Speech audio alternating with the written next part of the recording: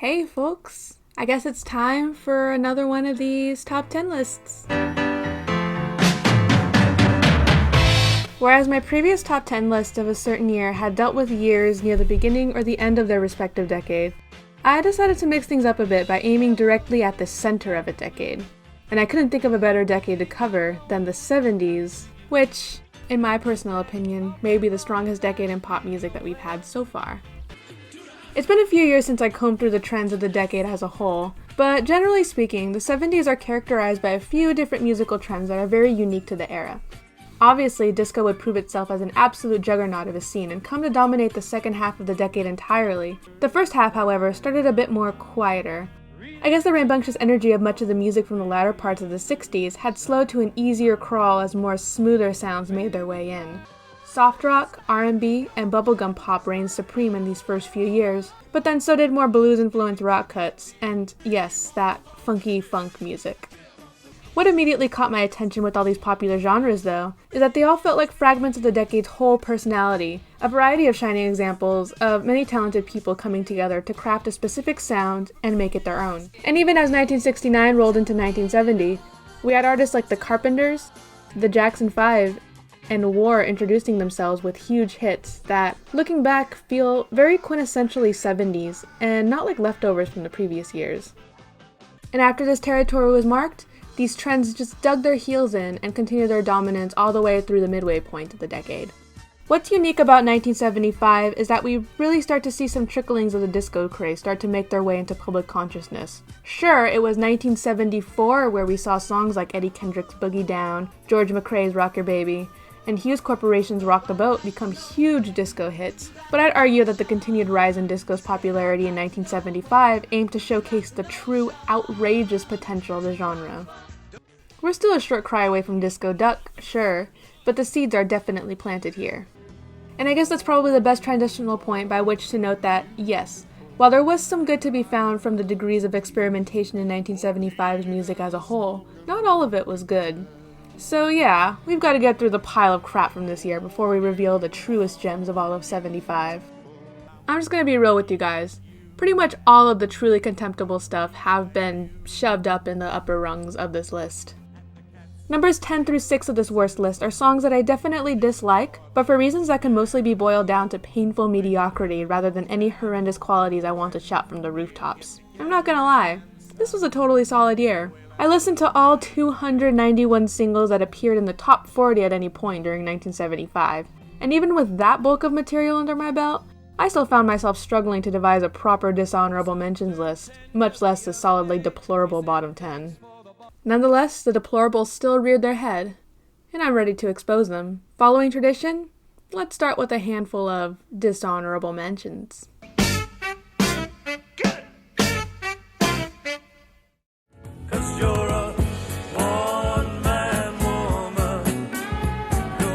In 1974, 50s teen heartthrob Paul Anka made a comeback to the mainstream as an adult in a tender duet with an up-and-coming soul singer that topped the Hot 100 for 3 weeks that year.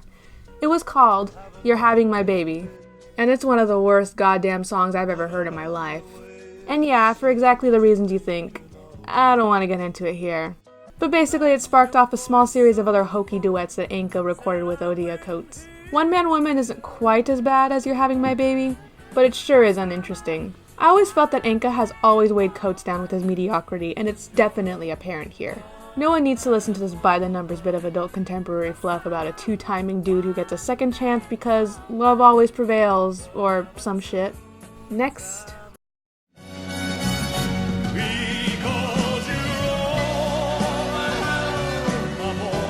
Oh hey look, it's a song that I previously wrote about over on my website some years ago. I will confidently state that I believe Elvis's comeback era was the strongest he had ever been as a performer. It's a shame then that this flame really flickered out so quickly thereafter. This is an English language cover of a French tune that sounds so phoned in by Presley himself, it's damn near depressing. There's just no reason to care much about anything here, which is pretty heartbreaking considering the heap of talent we've got behind the mic. While I've never been a big fan of Elvis as a whole, I'll always admit when he's at his strongest. And as it stands, this ain't no Suspicious Minds. And she said, Rocky, I've never been in love before. Don't know if I can do it. just a fair warning for y'all. You're gonna see a good number of songs from the tragic love story genre on this list. For reasons I haven't quite figured out, these story songs were all over the place in 1975, and pretty much all of them were mediocre at best. Here we have one of the bad ones. Rocky tells a pretty predictable story of a young couple who fight through struggle and adversity by the strength of their love. This makes the dishonorable mentions because it kills off the female love interest by the end, a trope I almost always hate in these stories. But it only makes dishonorable mentions because, well, I kind of love sad, depressing stories performed in the happiest, jauntiest way possible. She said, Rocky, I never had to die before. Don't know if I can do it.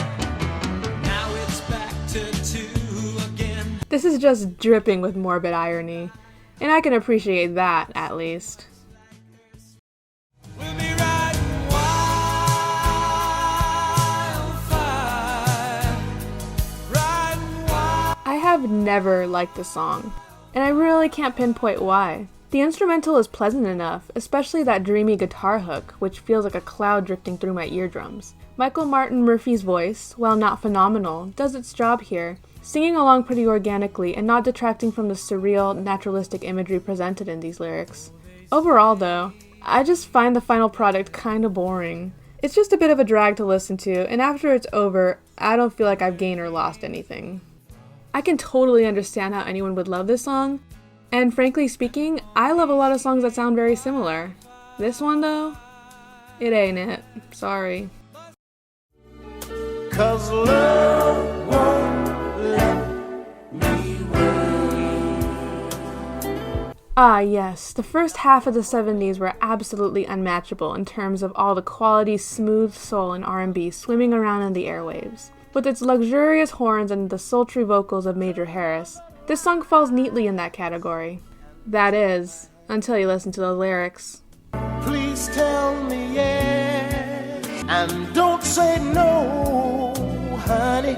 Now move a little close to me. You owe it to yourself, and I will selfishly take a little for myself, and I won't take the blame. That love won't let me wait. Yeah, I have no idea why this is written so mean-spiritedly, but it really takes me out of the mood, as do those awkwardly spliced in anonymous woman orgasms that pop in and out of the second half. I'll spare you guys that awkward listening experience, but trust me, this ain't enjoyable in the slightest. Okay, enough of that junk. Time for some more junkier junk. These are my top 10 worst hit singles of 1975.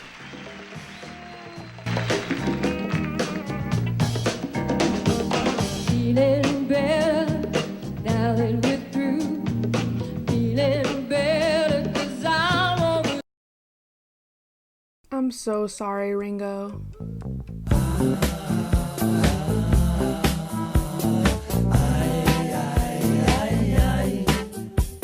To be perfectly honest, this spot could have gone to either of the 3 songs that Ringo charted in the top 40 throughout the course of 1975. The other 2 being It's All Down to Goodnight Vienna and Only You. And while my heart wants to come to the defense of Buck Ram and the Platters by placing the latter in the official list, I gotta be real with which song I actively dislike the most. Ringo's contributions to the Beatles have always been a bit of a running joke among Beatles fans and others. And for the most part, I don't feel that's very deserved. Like, okay, Don't Pass Me By doesn't quite stand up to other cuts like While My Guitar Gently Weeps or Blackbird. On the flip side though, Octopus's Garden is fucking awesome, and I will hear no arguments to the contrary. His solo career though is where things start to get a bit wobbly. Sure, singles like It Don't Come Easy and Photograph are perfectly solid, but it also didn't take very long for some ugliness to rear its head. This is Ringo's second chart topper, 1973's You're 16. I think you can figure out real quick why this is all kinds of bad. You're 16, you're beautiful, and you're mine. And yes, I know that this is a cover of an older rockabilly tune and an homage to retro rock and roll, but dude was 33 at this point. He knew better. I lady that I know just came from. Basically, whereas the Beatles provided some semblance of creative stability for Ringo, on his own, the solid foundation seemed to crumble under the weight of having to prove himself as a solo artist. Which brings us to No No Song, a truly unstable record at its very core. And I said, no, no, no, no, I don't smoke it no more. I'm tired of waking up on the floor. I don't know if you can tell from that clip I just played, but what Ringo's doing there is an impersonation of Jamaican patois, and I can't really explain why. As far as I can tell, he's not playing a character per se, or at least it's not implied, and it's all the more confusing when he drops the act by the third verse of the song. And I said, no, no, no, no, I don't drink it no more. I'm tired of waking up on the floor. It's just so frustratingly random. I guess if I had to praise it for anything, the concept itself is pretty catchy. This song was written by Hoyt Axton, who is probably best known for penning Three Dog Night's huge chart topper, Joy to the World, the biggest hit single of 1971. Jeremiah was a bullfrog, was a good friend of mine. If I had to describe his songwriting style, I would call it children's folk music-esque. Meaning that the rhyme patterns, repetitive structure, and playful melody of the respective song give it a sense of being a sort of nursery rhyme or playground tune of sorts. Of course, topics like wine and cocaine aren't exactly fit for children, but I think this dichotomy is also what makes his style so interesting. Of course, when a song relies this highly on repetitive, sing-alongable structure, it has to have something a bit more interesting to make it fit for mass consumption. Joy to the World has the intensity of Three Dog Night's vocalists and other performers who make it a damn good pop record. No No Song has none of that. It plods around with no variation in rhythm or style whatsoever, and the bits of vibrancy it does throw out and about often come across as more sloppy than invigorating. But as I mentioned earlier, there weren't too many truly awful cuts from this year. I don't hate No No Song. It just stands as slightly less competent than other dishonorable mentions. So yeah, I think it's time we actually get to the truly lame stuff of this year. Let's go.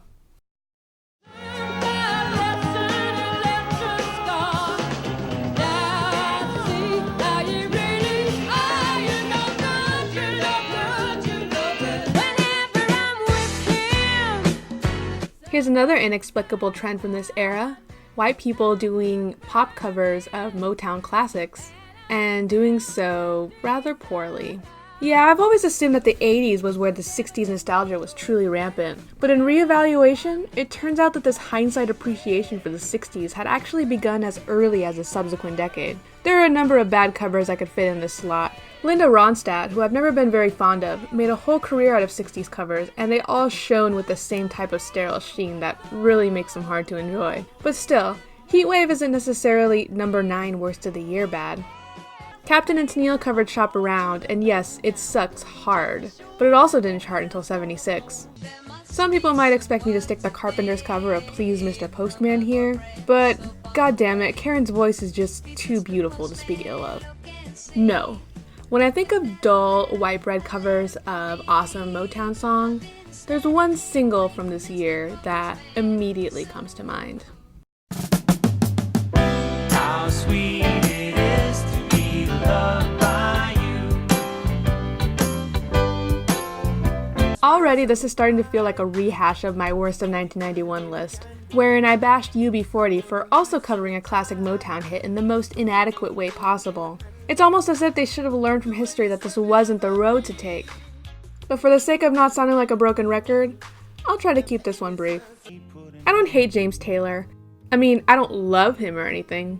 But out of all the musicians that emerged in the wave of singer-songwriters at the dawn of the 70s, he always came across as one of the interesting ones. And therein lies the problem. See, James Taylor is great at doing this. I've seen fire and I've seen rain. I've seen sunny days that I thought would never end. Not this. Everything I did was just a bore. Everywhere I went, it seems I've been there before. I can totally buy Taylor sitting around a campfire with an acoustic guitar, smoking weed, and strumming out a tune he wrote 2 hours earlier. I cannot buy him playing the role of a smooth, sultry lounge singer at your grandparents' yacht party. Marvin Gaye has always come across as a singer who didn't need to make an effort to make a song sound good. He just radiated smoothness and rarely had a dull moment. I think Taylor was attempting a similar type of swinging nonchalance with his performance here, but it just does not work. He sounds more tired than anything else. I guess this maybe would have sounded alright if the original song never existed somehow. I mean, that sax solo was pretty groovy.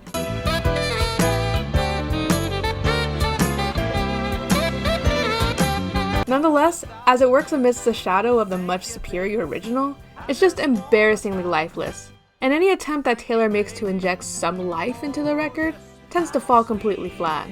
It's just like sugar sometimes. It's like jelly, baby. Just like honey to the bee, baby. Stop. Anyway, go check out Sweet Baby James, a genuinely great display of his man's talents. As for me, I'm gonna leave this one in the dust. Baby, you're no good. Broke a heart, it's gentle and true. Alright, who's in the mood for some disco? Anyone? He says there's nothing really wrong with me.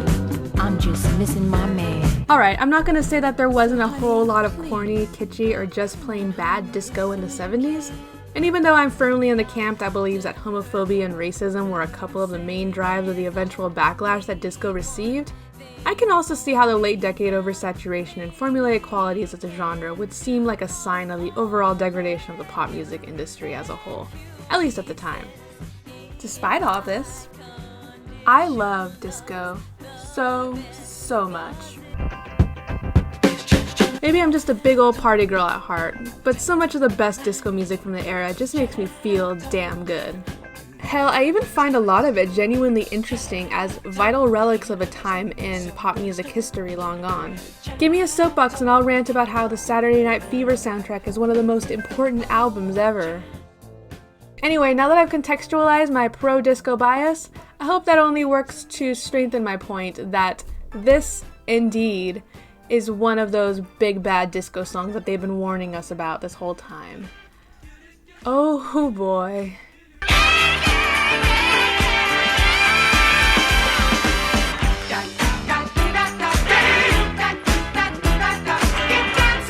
I'm actually disappointed that a group with a name as awesome as Discotheques and the Sexolettes doesn't make better music. Or any music at all. I couldn't find very much information about this group, leading me to conclude that this was a case of the group being quickly disposed after they failed to match the success of their breakthrough single. There were a lot of those in the days of disco. And yes, some of you cool cats might recognize this as that one song of which 20 seconds were used in an old Simpsons episode. That's honestly where I first heard it myself. But this is definitely one of those songs that could only be tolerated about 20 seconds at a time.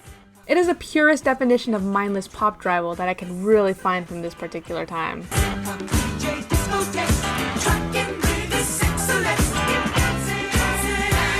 And yeah, okay, in the right mood and environment, I'm sure that the mechanical repetition, clinky instrumentals, and Discotheques' chaotic pumped-up ramblings, these all might have their place somewhere. I just personally can't vibe with it. It all feels so messy and haphazardly spliced together in a frustratingly forced attempt to push a party atmosphere down listeners' throat. And yeah, I know that no one was necessarily listening to this song back in the day, but it's also hard to believe that anyone was truly dancing to this.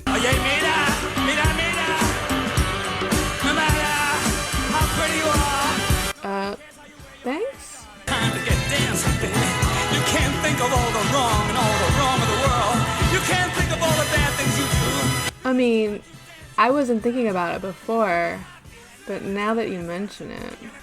Yeah, I'm probably just not the target audience for this one. Maybe it's a matter of not having enough cocaine or alcohol in my system at any point I listen to this, but the messy sound and sloppy format of this record just plain gives me anxiety, which isn't quite as fun of a listening experience as I would like. Oh, thank you very much. I love you. The Sexolettes, I love you. My chiffon is wet, darling. My chiffon is wet. My wig is wet. I am tired. I can't. I am exhausted from all this. I'm overwhelmed. Okay, but you have to help me. You have to get up here and dance. You have to get up. Come on, help me. Help me. Come on, dance. Oh yeah, okay. Come on, do it. Okay, come on, dance. Please help me. Okay, girls, come on. Here we go. All right. I guess it's time to move on now.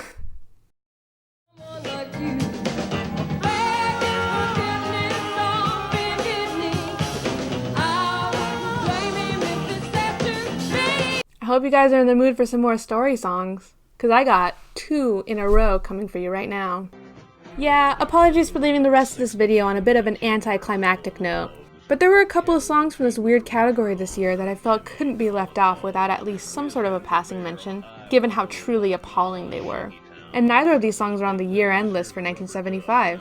Yep, it's hidden gems like these that make up a big reason why I enjoy branching out beyond the 100 biggest singles of the year. The first of the 2 is...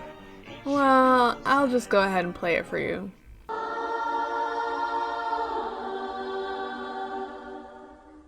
Daddy, please don't, it wasn't his fault. He means so much to me. Daddy, please don't, Yep, I think you can figure out exactly what type of song this is gonna be. So I guess this begs a little bit of historical context. This particular story falls neatly in the genre of the teenage tragedy song, combining the seductive flair of early rock and roll and teen pop with dark topics like forbidden love and death. Tunes of this category found the bulk of their popularity in the late 50s to early 60s, particularly among those angsty sad teens. I've listened to a bunch of these through the years and, yeah, save for a few exceptions, they're mostly trash. The qualifications of the genre are broad enough to potentially display some good storytelling, but the vast majority of them tend to default to pretty basic formulaic narratives, from which one could guess their ending from just a few bars. Also, they tend to be grading as sin, for no good reason in particular.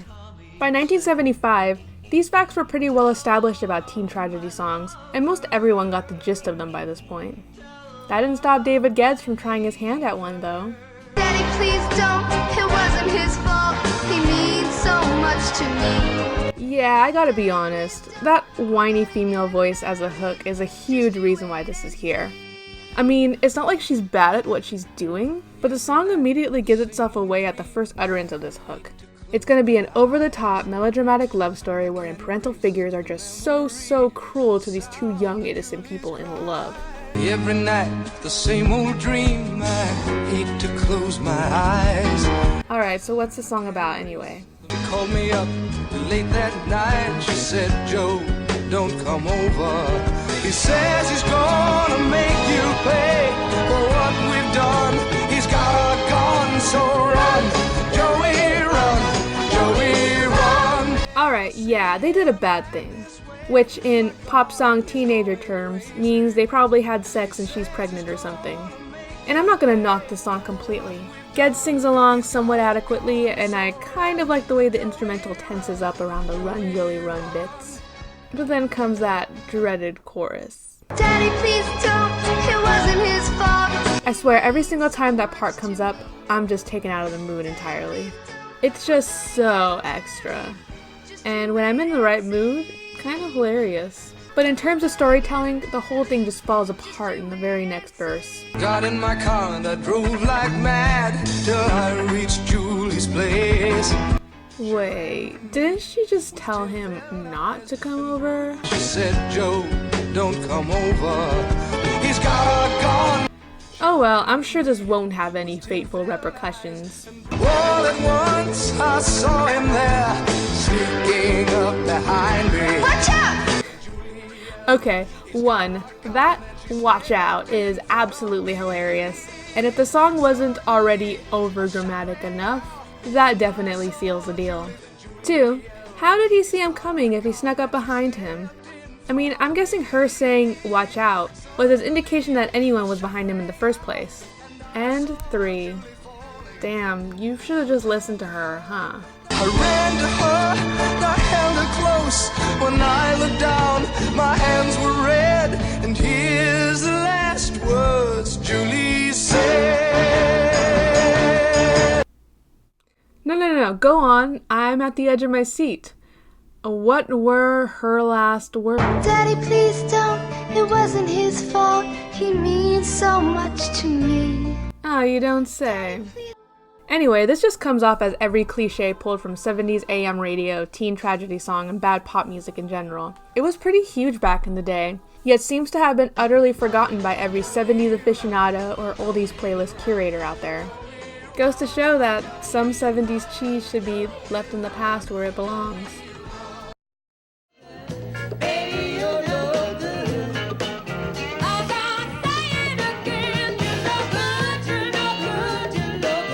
And finally, another story song from the weird and wacky 70s. This one's a bit more obscure than our last entry, but I still really needed to talk about it, and I hope you can figure out why.